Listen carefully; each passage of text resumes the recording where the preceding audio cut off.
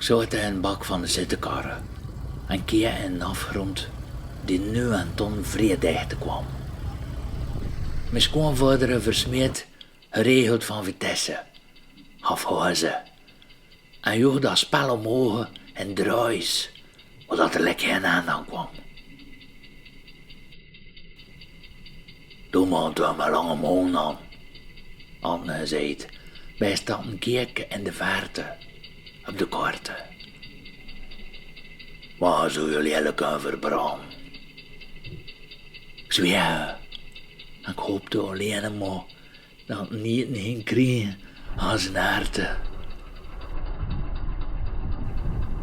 Nu en dan checkte ik met mijn selfiecamera en Frank en Thomas mee waren. En van het moment dat we in het westen boven kwamen, parkeerden we in de huiskant. Trokken hun hoofd uit in een armen en een foto van die honderdduizenden bomen, waarin dat er honderdduizenden veurs zijn te skuffen. En ik besefte dat je met een foto misschien meer kunt zeggen dan 1000 woorden, maar ook dat je alleen maar met woorden uit kan leggen wat je niet kunt zien. En toen dat we 's avonds arriveerden, lagen er een paar te bruinen neven het zwembad.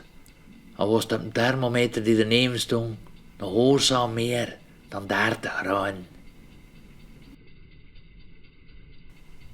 'S Nachts lag ik torten in mijn bedden, nog doen die uren, of waren 12.